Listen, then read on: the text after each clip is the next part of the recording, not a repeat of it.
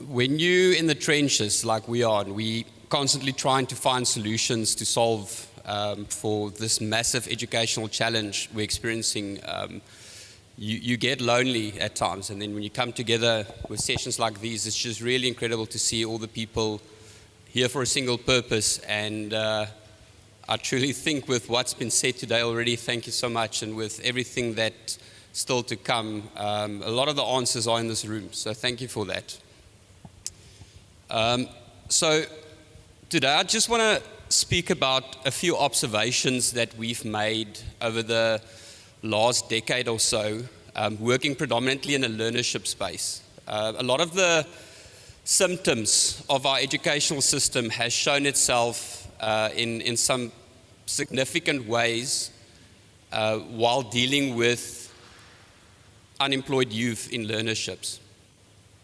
And I just want to go through some of the context and the challenges that we've identified where we are on the assembly line coming in with unemployed youth, the massive gaps that we see in their abilities and what they're struggling with, which is, like was mentioned, a very big barrier to meaningful employment.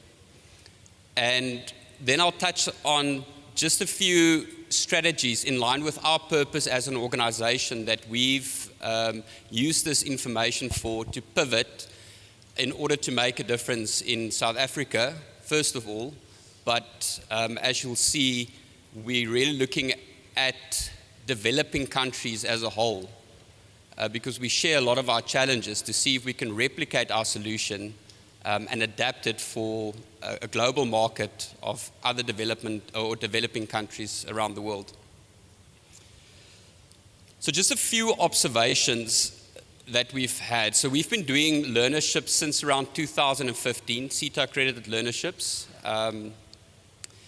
And we converted to a digital delivery method in 2018, which was a very big game changer for us because we could host many more learners than we used to be able to, and it enabled us to make a much larger difference and deliver learnerships at a much lower cost to the client, which enabled the employers to provide higher stipends, and we've really seen that make a massive impact in it by itself.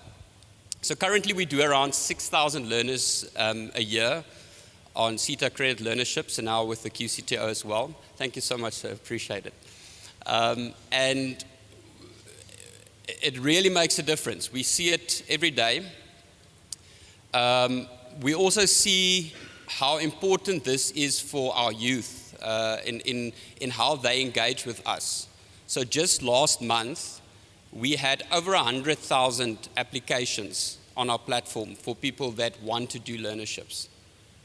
And we've seen such a secondary culture develop around these opportunities. There are SpecCon Facebook pages that we don't own, where people post opportunities and they post job listings and they post that and they celebrate being employed and they inform each other of the opportunities that arise. We see WhatsApp groups emerge, and we see there's such a hunger for that learning, and for many South Africans, that's their only course to meaningful employment, and we really want to support that.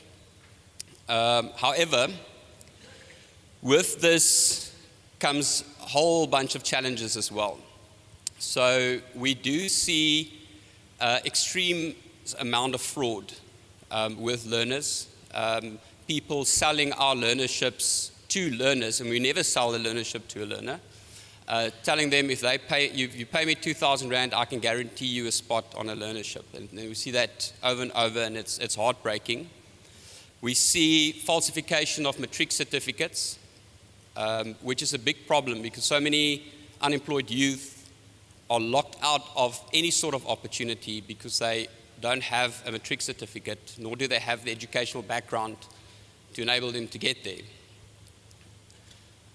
We see falsification of your disability letters from doctors because a disabled learner means more BEE points and so forth. Oh, goodness. What did I do? Take it away.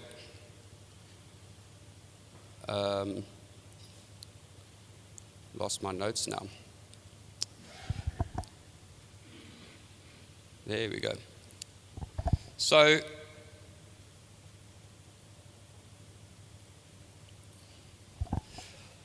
those things we deal with, those fraudulent certificates and all of those things, it's a natural occurrence, and we do our best to play a role in eliminating that and managing that.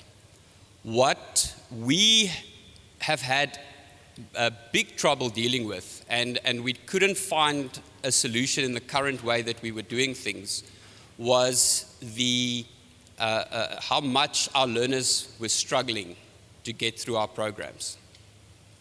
And that comes from a place of just struggling with mathematical literacy, with their matric certificates, really, really struggling with what was asked from them from a mathematical point of view, struggling with reading and comprehension of what they read.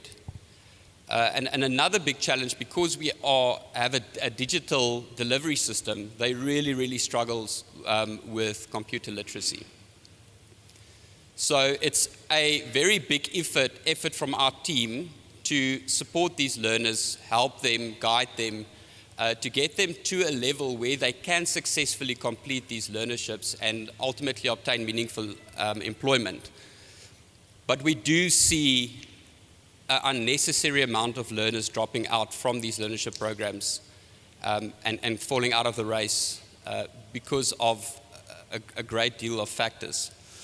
What I want to focus on today is how early childhood development, primary and secondary schooling plays into those challenges that we see. From what I've read, and I'm no expert in this, but just from what I've read, is your best chance of obtaining mathematical literacy and being able to lead for meaning really is critical between the ages of 7 and 10. And that's where we're missing these guys. That's where we're not really focusing on. And that's where we are trying to pivot from where we are in order to start focusing at learners before they become learners, where they're learning to read and write and trying to make a difference there. Now, the challenges in our schooling, and most communities experience this, is a huge lack of resources, very poor facilities. We've got an exodus of skilled teachers. We don't see enough of them. They're not appreciated enough, and we're not seeing any meaningful change in that area. A big problem, and it's been mentioned before, and it's a big elephant that we're trying to eat away at one chunk at a time, is the lack of internet connectivity and access to devices, which are all contributing to people falling behind. We have people falling behind in an environment, or that were falling behind in an environment where everyone was reading from books and had paper, and we had no internet in our classrooms. For many people, they've never progressed past from where they were back then, or for many communities, they haven't progressed past from where they were back then. The rest of the world's gone on to having tablets and internet and all sorts of technological innovations in the classroom, but many communities are still where they were 20, 30 years ago. And it's ultra concerning, because what's happening is those guys don't get to compete in life. They don't get an opportunity to get to the finish line. And that's where we spoke earlier. They spoke about the bottom of the pyramid. That's where the bottom of the pyramid is. It's the people that don't get an opportunity to get to the start of the race. It's not even talking about competing in it. So some of the things we see is a very big lack of nutrition for people in early childhood development areas. Nutrition is critical to brain development, and something that's overlooked, and it's something that really affects a great number of children in our country. and this is just from what I read, it's a very quick Google search gives you all of this information. The majority of grade 4s in South Africa can't read for any meaning. Grade 4. It's already quite a ways into your schooling career. Only 50% of grade 5 have any basic mathematical knowledge. 50%. More than 50% of grade 1s in South Africa can't recognize any letters on the alphabet. Or at least not all of it, which is, it's detrimental, and we know where that heads later on in life.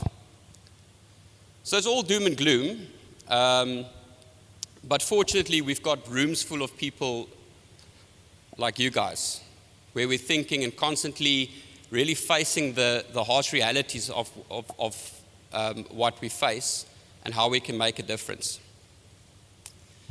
So just another fact here that I saw is how many South Africans, or many South African children, only go to school, and this is something that we experience firsthand in one of the partnerships that we work with. They only go to school for one reason, and that's to get one meal a day. And that's the only meal they'll get that day. So something to ponder on. But we're here to break the cycle, ultimately. Right. So at SpecCon, I like to always talk about purpose. Purpose above all else. Why do we do what we do? And we've been doing it for many years now, and we've provided opportunities to many young people through our learnerships. But our purpose is not to be a crutch in a failing system. Our purpose is to fundamentally transform education and provide a good quality education for every person in South Africa and by extension the rest of the world. So that's what we're driving, and that's where we're focusing. And to do that, we can't carry on in the way we are. We'll carry on with the good, and we'll bolt on new and innovative solutions where we can make a big difference. So in any purpose, we talk about, or I like to talk about currency. What is the currency of your purpose? What do you get in return for living out your purpose that you measure as valuable? And I see so many organizations using a physical financial currency for that measure. And they congratulate themselves when they get huge clients and they get huge funding opportunities and the numbers on the bank, but they don't congratulate themselves on what really moves the dial in terms of their purpose. Now for us, that currency, as was mentioned earlier, is opportunity. And it's a difficult place for me as a young professional. It's very hard for me to come to terms with the fact that I can't change the world. Because I came into this corporate environment and very bright-eyed thinking, I'm going to go out, I'm going to make a huge difference, I'm going to change the world, my name will be on newspapers and all of those type of things. And I quickly realized that specifically in my calling in education, I can't change the world, but I can do a whole lot to give people the tools they need to change the world for themselves. And that's where we are really focused on, is giving opportunities. And that's our currency, and that's what we measure. The more opportunities we give, the more people will take the opportunity and make a difference with their lives. And that's really, really important for us. So yeah, that's all I wanted to say about that. So what we've done as a strategy, how we are attacking this problem, was incorporating a few more levels into our repertoire or in our arsenal of solutions.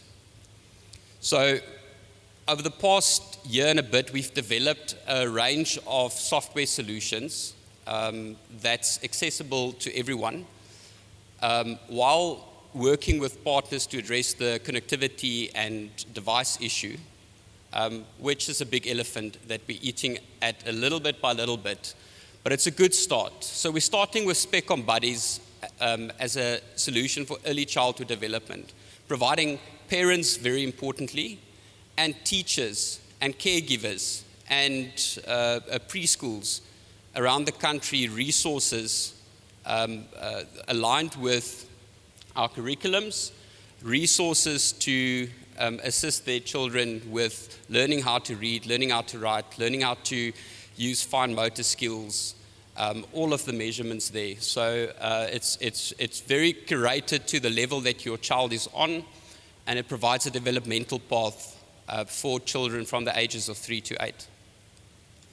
Next, we developed a resource called SpecCon Academy, and that's where the AI comes in that everyone talks about. I heard in the restroom earlier someone said, "Oh, I thought it meant I, like I toch."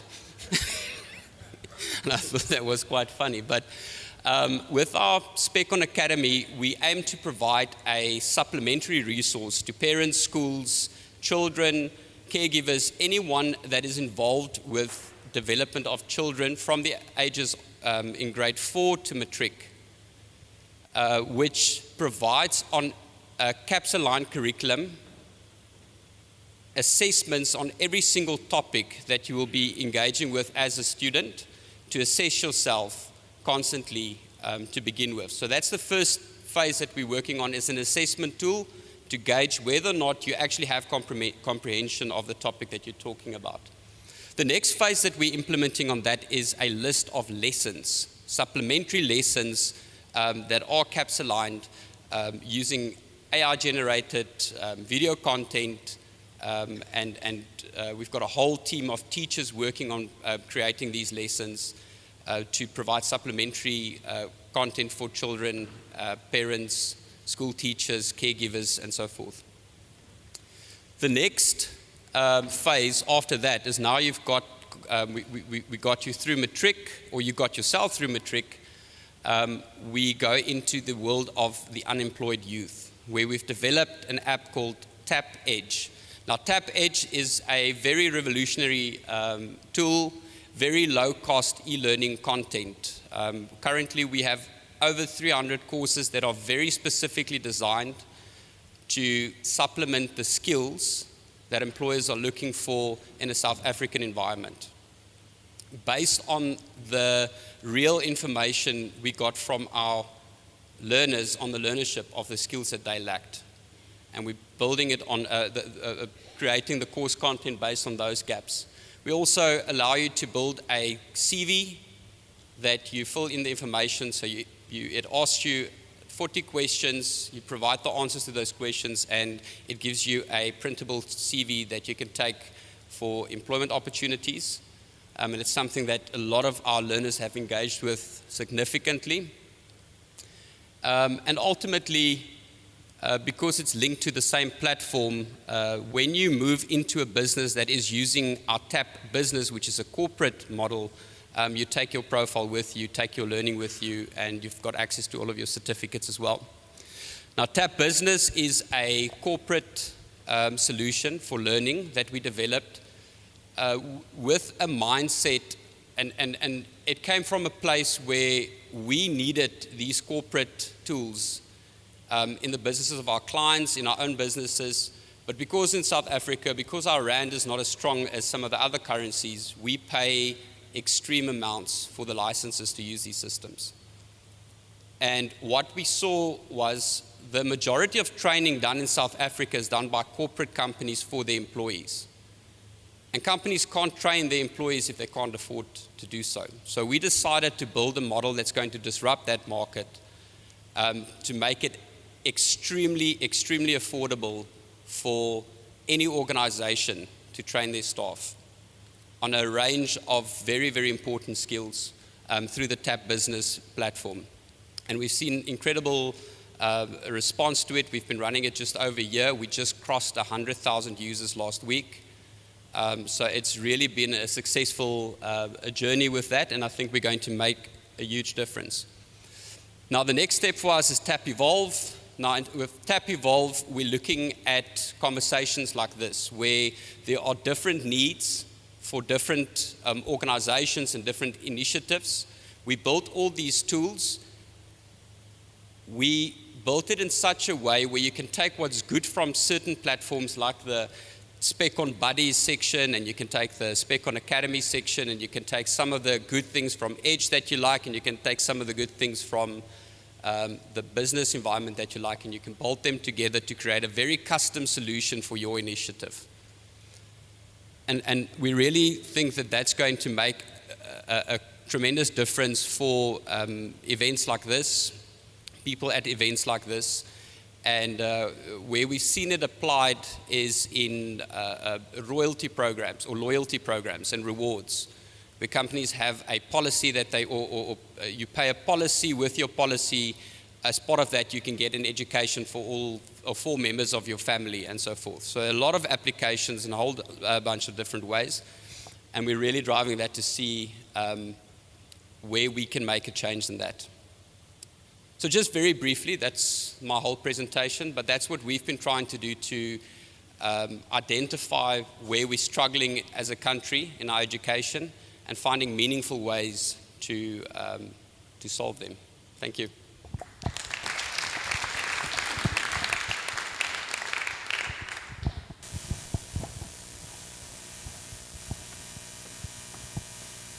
Any questions?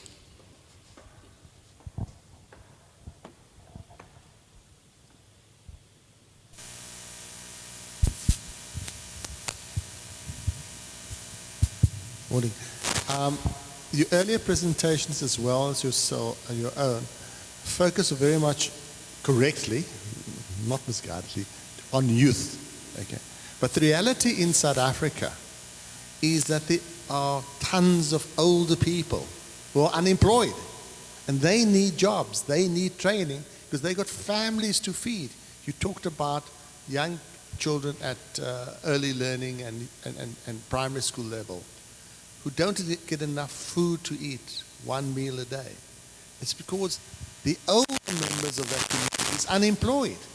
So what are you doing to, or is anybody doing, to actually giving older people who find themselves unemployed a leg up to come into that market? Yeah, it's a very, very good point to make, and it's going to sound like I'm cruel, but we try and choose our battles and hone in on a place where we know we can make a difference. Now, we're not neglecting any people that didn't have the opportunities to learn at an earlier age, and now they're stuck in their mid-40s or whatever, and they don't have the skills they need. We try to provide those skills through corporations, first of all by them training their staff, and second of all by reaching out to their staff and their immediate families to incorporate it. So we costed it in a way where it's very possible for you to gain BE recognition and social enterprise or social development recognition by training your own people and training the communities around them. So I think that's a very important place where private sector comes in.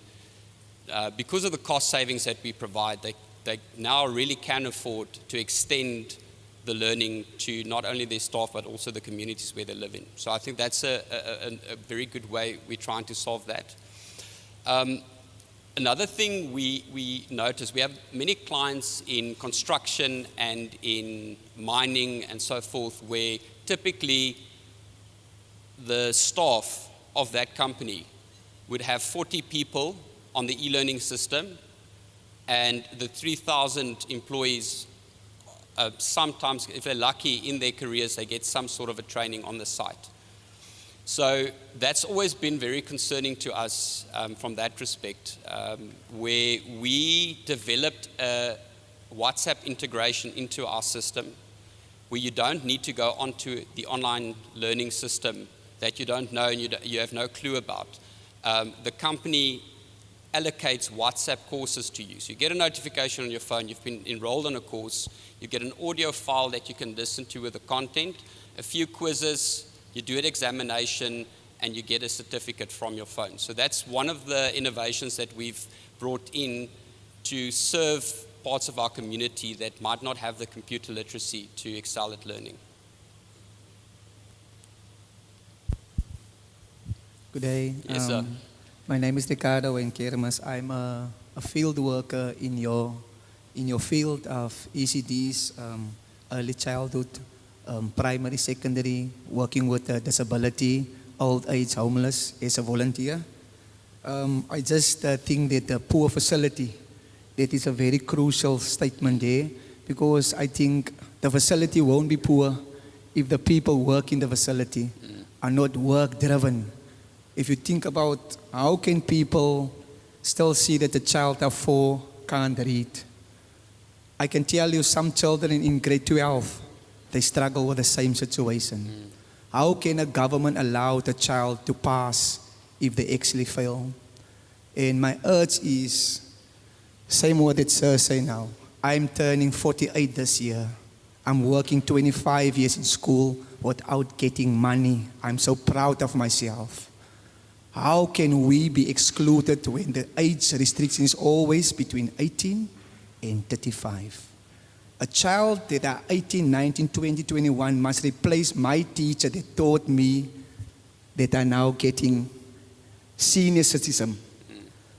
I was raised on a Mikey. Yet, because you didn't listen. It's not abuse. Nowadays, you can't even touch a child. And then my teacher that taught me is losing her or his job by raising me, the same person, but your child is being abused by getting the knowledge. So my question is, how can we not be excluded if the age restrictions stick to 18 to 35? That's my scenario. Yeah, so fortunately, we place no age restrictions on the learning we have. Our vision is very clearly, we want to give you an education from when you start to walk until you stop walking after your retirement. So that's a whole lifelong journey, and we want to make content available for all of that. No one's ever too old to learn.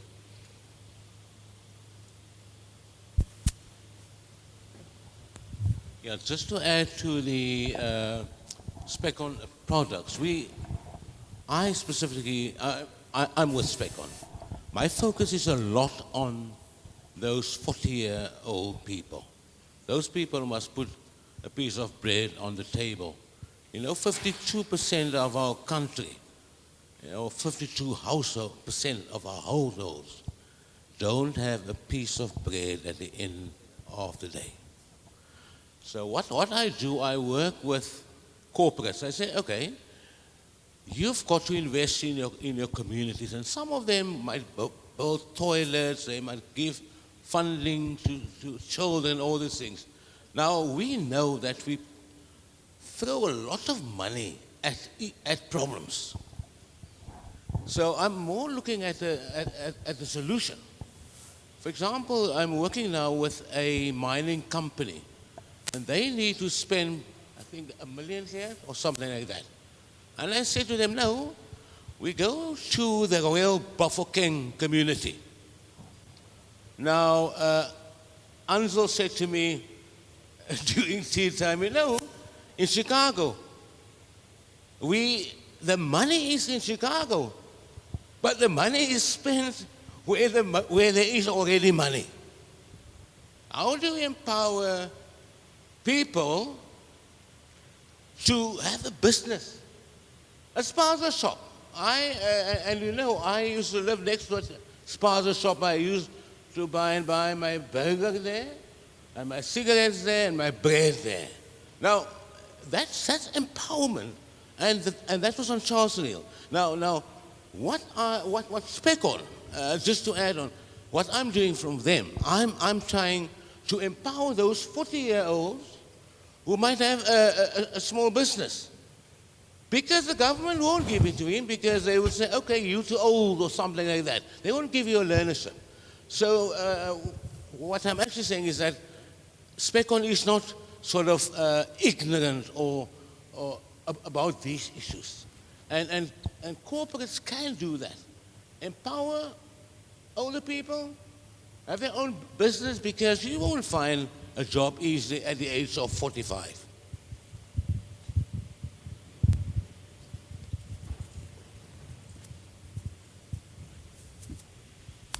Thank you. Mr. Nieuwoudt, you indicated that your purpose is to create opportunities.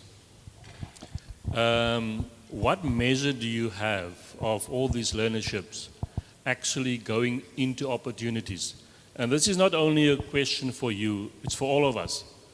If we don't translate all of this into jobs, we're actually just creating educated misery. Okay, thank you for the question. Very important question, and it's one of those things in your line of work where you feel about it, where learnerships has become some sort of a transaction that gets you BE points, not about the people that are actually trained in that space. So it's something that we've really worked hard to absorb as many people as we can ourselves, motivate our clients to absorb as many people as they can. But you spoke about opportunity. Now in our team, the team I work with, there's about 4 learners that work through the learnerships that ultimately obtain permanent employment, now working with me in a team. And these are guys that really took the opportunity. And that's what we look for. So we put all these opportunities out there, and the people that really take the opportunities and make the best of it, they ultimately find a way into our company, into our clients. When people need someone, we always recommend them for work, and it's really shown great results for those few. And it's quite a lot of people, but as a percentage of all of the people we train, it's unfortunately not a great percentage. So creating meaningful employment is very important. We're actually working on a LinkedIn solution with these guys here, where we try and provide a permanent role for those people, advertising through LinkedIn and creating their own LinkedIn accounts and building their own little businesses where they sell solutions from our business as well as businesses of our partners to earn a living.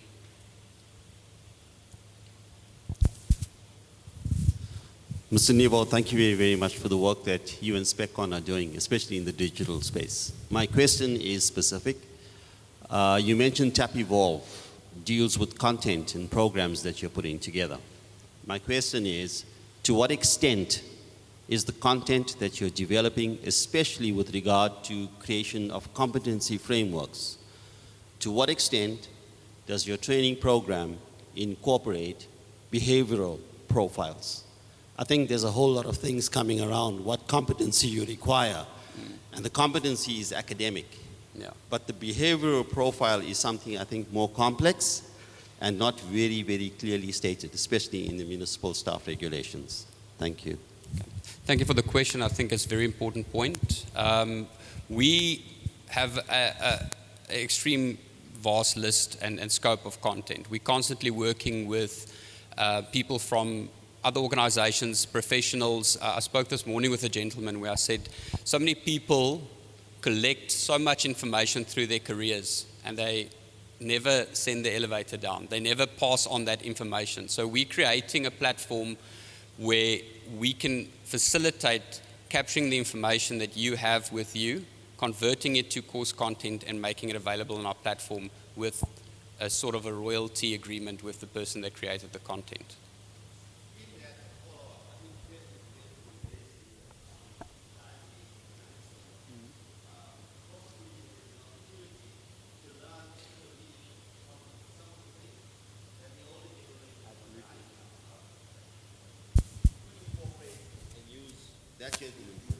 Yeah, and we're geared for that. That's what we try and do, is capture as much information from industries and professionals and making it available through our platform.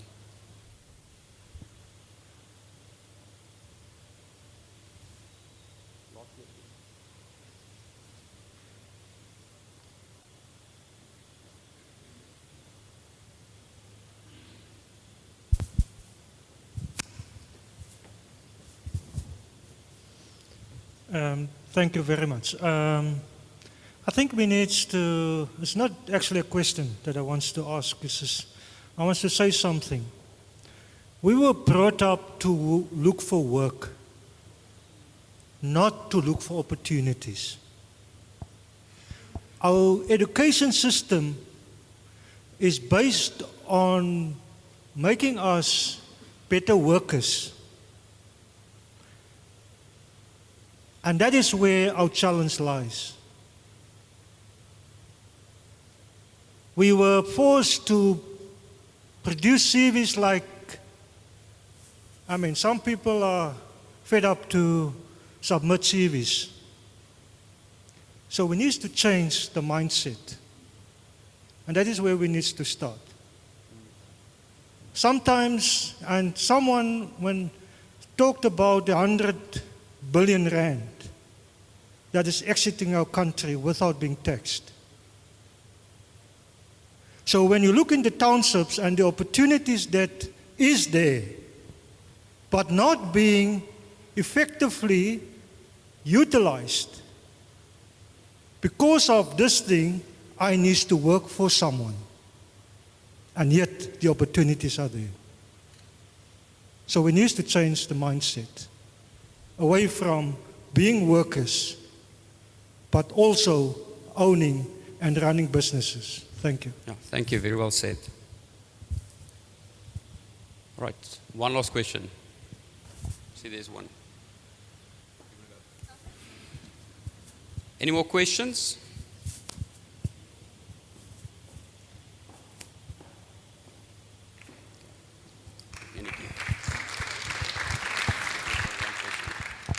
Sorry, there's just one last. I think we'll squeeze it through and we'll move on. Can you hear me? Yes. I have more of a comment. The word empowerment is used a great deal. We must empower. The question I think is mulling in my mind is, where does power sit? Where does agency sit? Can we empower another individual, or must they empower themselves? If we look at our country, we've got a very traumatic history that has colored all of us in some way. But do we understand that reality?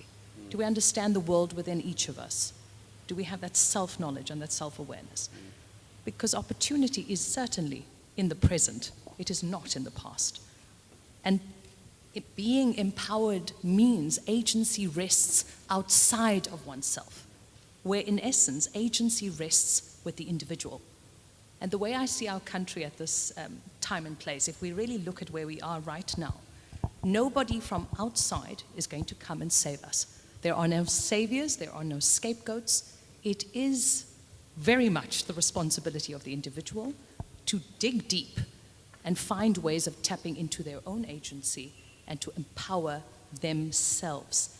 And this is what I believe is the next phase of this phenomenal country and where we ultimately go. It's going to take cultivating the I, because the I colors the we.